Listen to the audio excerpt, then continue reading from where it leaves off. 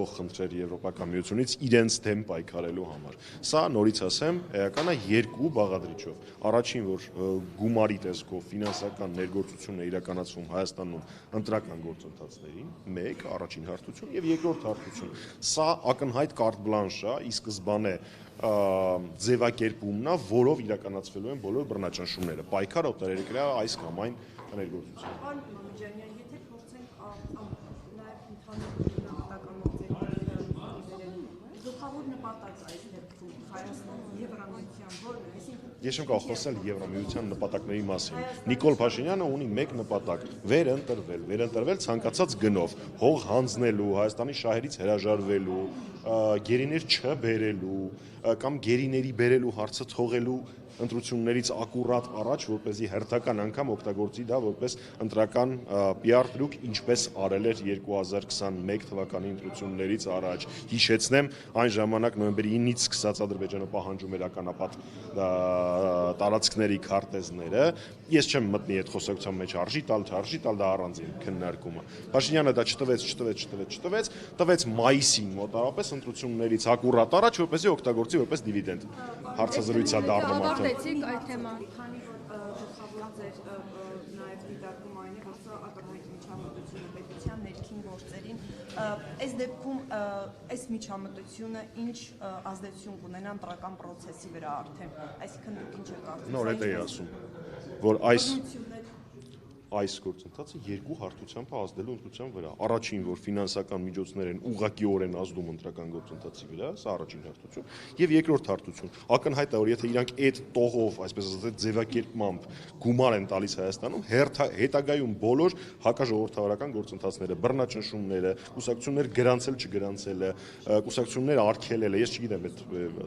գործիքակազմից որն է ընտրելու Փաշինյանը, դրանք բոլորը ձևակերպելու են այդ տողի տակ, այս եզրակացությունն է։ Խոսենք նաև Իրանի հետ կապված, հա։ Նոր ասեցի, Փաշինյանի շահը բնականաբար ես չեմ կարող ԵՄ-ի անունից խոսալ։ Պարոն Մամեջանյան, խոսենք նաև Իրանից հնչող ահազանգերին, անհանգստություններին։ Ներողություն, հանգած հարցը անպատասխան չէ, հանդիպությունը պիտի պայքարի։ Եվ Հայաստանում բաց վաղուց արդեն ընդդիմություն հասկացություն չկա։ Կա Փաշինյան եւ իրեն ընդդիմություն հայ ժողովուրդը։ Հայ ժողովուրդը սրա պատասխանը պետք է տա։ Փողոցային պայքարով,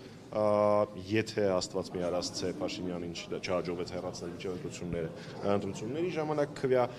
խցիկում ցանկացած ձևով օրենքով սահմանված կարգով մեր ժողովուրդը պիտի պայքարի Փաշինյանի դեմ։ Չէ, իրակիցად ընդհանուր։ Պարոն Մամեջանյան, Իրանից անհանգստություններ են հնչում Թրիփի ճանապարհի հետ կապված, ասում են դա Զանգեզուրի միջանցքի տրամաբանությամբ է եւ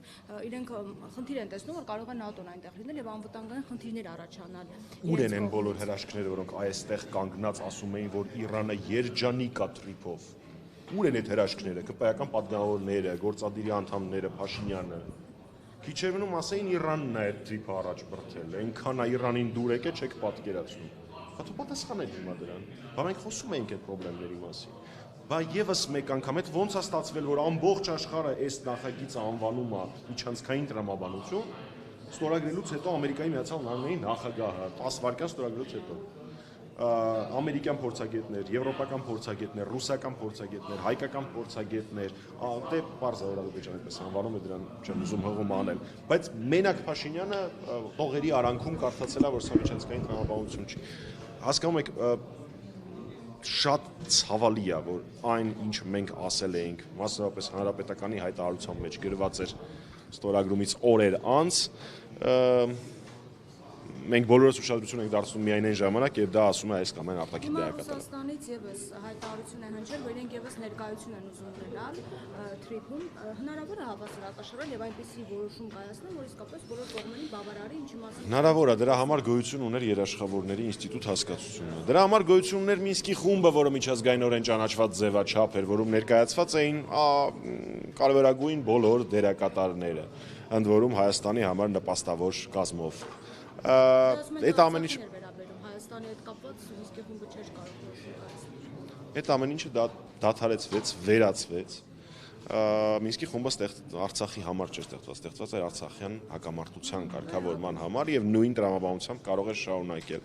Դե հիմա այն աշխարհաքաղաքական բորշը, որը իրենք էփել են, ամենաահավորը այն է, որ էփել են իրենք իսկ ուտելու ենք բոլորս ու վստահեցնում եմ ձեզ դա համեղ կերակուր չի լինելու Ես մի հարց էլ ունեմ, պարոն Մամիջանյան, կրկին էս աջակցության թեմայով։ Ես կուզեի նաև այդ մեկնաբանություններին անդրադառնալ, օրինակ երեք Գևորգ Պապոյանը ավելի հեռուն գնաց, ասաց, որ փորձեր են լինելու այդպիսի հնարավորություն է տեսնում տեղեկությունների մասին չէ, բայց ասում են ոնց որ ենթադրություններ, որ բռնի տապալելու են իշխանությունը, խլելու են իշխանությունը։ Ես լուրջ հիմա պետք է Պապոյան Գևորգի մեկնաբանը։ Նման հայտարարություններ երբ որ հնչում են եւ իսկապես գուցե իրենք տեղեկություն ունեն, չգիտեմ, այս դեպքում Հայաստանի իրավապահ կառույցները պետք է դրան ընդհանրեն եւ լուծեն Կետ առ կետ, մեկ ոչ մի անելիք չունի, կետ առ կետ, առաջին, երբ որ նախարարի պաշտոնը զբաղեցնող մարդը, ով նաեւ եթե չեմ սխալվում իրանց կուսակցության փոխնախագահն է, հայտարարում է, որ ինքը ունի տեղեկություններ, որ ինչ-որ տապալելու փորձեր են լինելու, դա հայտարարություն է։ Բացահայտեք։ Էդ էլ չլինի Բագրատ Սրբազանի եւ մյուս արդարների գործի հեքիաթը երկու բան դա կարող նշանակել կամ ուղակի օթի մեջ կրակոցավ ինչպես միշտ կամ էլ նախապատրաստում են մեկ այլ արդար ընդդիմադրի վրա փորձել կարել ասել վայ մոտոտ հեռախոս կա այդ հեռախոսով կարող է իր հեղաշրջում անել չգիտեմ հիմարություններ եկեք թող ինքը ցորենից խոսա այդ իր մոտ ավելի լավ է ստացվում ես էլ իրան չմեկնաբանեմ որովհետեւ մեկնաբանելու բան չկա Նոր պատասխանեցի շուտ։ Շատ լավ, իսկ բանի մասին պարոն Մամիջանյան, իշխանությունը երբ որ այս process-ը սկսում է աջակցության թեմայով դիմելու Ոչ, էլ հարցեր։ Ամեն դեպքում ասում եք, որ բորշ է ստացվել այս ամեն ինչից։ Ինչ եք կարծում, ամեն դեպքում հավասարակշռում կարող են ապահովել թե ոչ բանակցությունների միջոցով եւ ինչ որոշում Փաշինյանի ամբողջ արտաքին քաղաքականությունը կառուցված է տրամաբանության վրա, որ ինքը չարչիություն է անում։ Մի մայրաքաղաքից մյուս մայրաքաղաք։ Գնում է Բրյուսելում բողոքում է Մոսկվայից, գնում է Մոսկվայում բողոքում է Բրյուսելից, գնում է Վաշինգտոն բողոքում է երկուսից էլ ինքը չարչիություն է անում։ Չարչիությունը լավ ավարտ չի կարող ունենալ։ Կոնկրետ ձեր հարցի պարագայում, որ կողմից ավելի շատ ճնշում այս կամ այն տեսքով պահանջներ լինեն, որ կողմից ավելի շատ երաշխիք լինի իր իշխանության պահպանման, այն կողմին օգուտ այդ կողմի էլ այս կամ այն որոշումը կայացնի։ Պարոն Մամիջանյան, կարծում եք ինչու է հիմա այս ահազանգերը Իրանից հնչում արդյոք որոշ մանրամասներ է ի հայտ եկել թե ով է լինել այդ կոնսորցիումի մեջ եւ դրանով է պայմանավորված իրենց կողմից շատ տարբերակներ կարող են լինել ավելի խիստ հայտարարություններ շատ կարող են լինել տարբերակները թե որն է նախ նորից եմ կրկնում բայց ով ասեց որ առաջին արձագանքն է սա Իրանից Իրանում եղել է բարձր մակարդակով արձագանք հոգեվորական ուղղությամբ հա այսպես ասած Խոմեյնիի տրամաբանության մեջ շատ էլի բավական չոր բառամթերքով թե ինչի է հիմա նորից արվում դրա շատ պատճառներ կարող են նորի հայտ եկած այս կամ այն փաստ ինչպես դուք նշեցիք երկուս Փաշինյանի հերթական այս կամ այն բանավոր խոստման դրժում Փաշինյանի կողմից այս կամ այն ստի բացահայտում սրանցից յուրաքանչյուրը կարող է լինել ես չափից շատ եմ հարգում մեր հեռուստատիտողներին որ դա ինչ որ ենթադրություն անեմ ինֆորմացիա չունեմ բայց պատճառները կարող են լինել ինչպես դուք նշեցիք նորի հայտ եկած փաստ կարող է լինել որ բանավոր ինչ որ բան է խոստացվել խախտվել է կարող է լինել որ իրենք հավատացել էին Փաշինյանի ասած այս կամ այն կետին հետագայում ստացել են դրա հերքումը չասեմ թե դրանցից որ մեկն է եղել չեմ կարող ասել